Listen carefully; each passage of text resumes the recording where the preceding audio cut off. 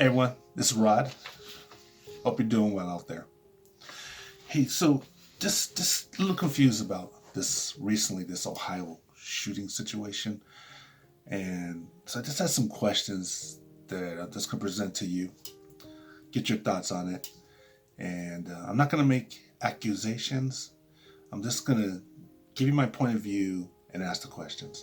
So the situation is that the police were responding to a non-emergency call from a neighbor who said that there was a gentleman parked in front of his house about 1 o'clock in the morning. He was starting his car for 30 minutes or whatever, and then he not started, and he started again. So for whatever reason, they were concerned. So they called the police just to come take a look at this. And when the police arrived, the man came out of a garage. He was in the garage of a friend's house, turns out.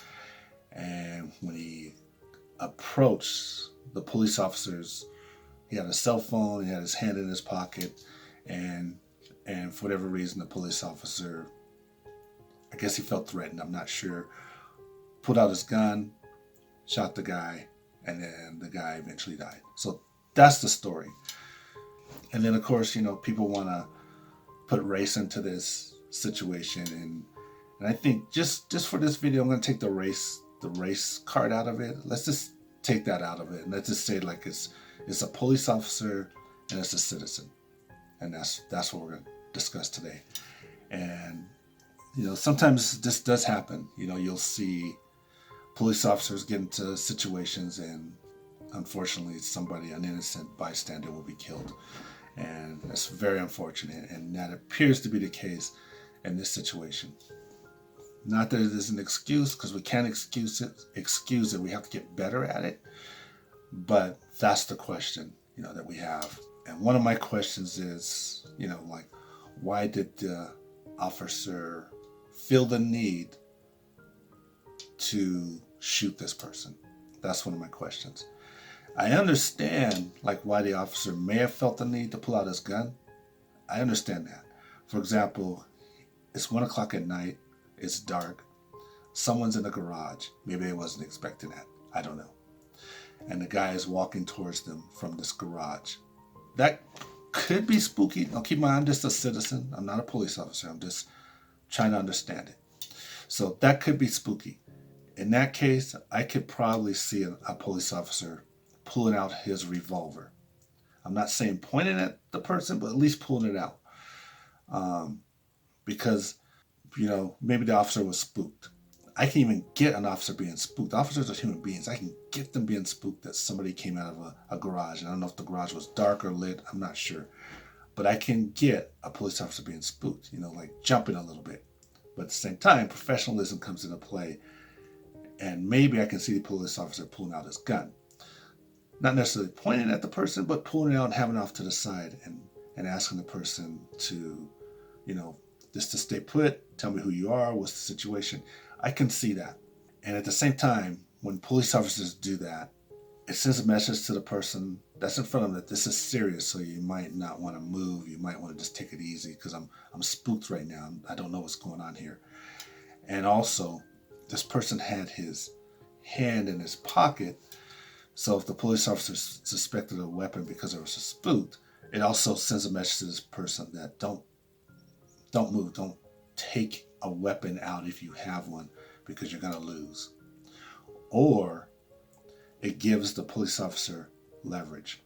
If the police officer has a gun out and somebody has their hand in their pocket and they have a weapon, there's a good chance that the police officer is going to get their weapon off first. That's just my opinion as a citizen. So there's many reasons I can see why a weapon could have been pulled, or even pointed at the person. I'm not saying that's right or not, but I could even go as far as seeing that, okay, you were spooked, you even point your weapon at the person. I guess I can see that. But to actually pull the trigger, that's the question I have. I don't have an understanding why the officer did that. So only the officer knows that. So I guess we'll find out soon enough. But that's the question I have. Why did you pull the trigger? What happened that you escalated to the last resort as a police officer that you pulled the trigger? So that's my question. We don't know if, let's say we didn't know if the person was innocent or not innocent, it wouldn't matter. Like if the police officer pulled the trigger, it's like, why would you? Like when a police officer approaches a situation, we say it was a non-emergency call, which is true. But when a police officer gets there, in my opinion, they can't always make the assumption that it's a non-emergency. I mean, you just don't know. So what I'm saying is, what was the reason that the police officer felt that he needed to pull out his gun and fire and take a life? So that's my main question. Then my other question is, once you fired on that person and that person was no longer a threat, if you perceive that person's a threat, we still don't know if that person was actually a threat. Why didn't this police officer help this person? If that was the policy of the police force, is to help somebody, provide some sort of aid, why didn't that police officer provide aid for 6 minutes? So, and then my final question is, when you arrived at the scene, why didn't you turn on your recording so you can record the situation? Not that the officer knows that this situation is going to get to this level. They probably don't expect that. But if it's the policy of the police department is that you turn on your recording in all these situations, why wasn't it turned on? But I thought I did want to bring to mind, and I'm not making any excuses, because I think that when these type of situations happen against citizens, it doesn't matter if the citizen is black, white, it doesn't matter who they are. It's a horrible situation, not only because a citizen lost their life, but it's a horrible situation with a police officer who pulled that trigger, and now he's going to have to, or she's going to have to deal with that for the rest of their life. And then it's a horrible stain on police. We have so many police officers who are trying to do the right thing, who do day in and day out are doing the right thing, and then you have this situation, this huge mistake that stains all police. All police cannot get away from this because of this mistake that unfortunately this police officer made. So, and I know we try to make it about race, and maybe it is, I don't know. I'm just saying, but let's take race out for a minute and let's just look at it as far as a police officer and a citizen, and did this police officer do his job as compared to meeting with a citizen or meeting with a potential threat?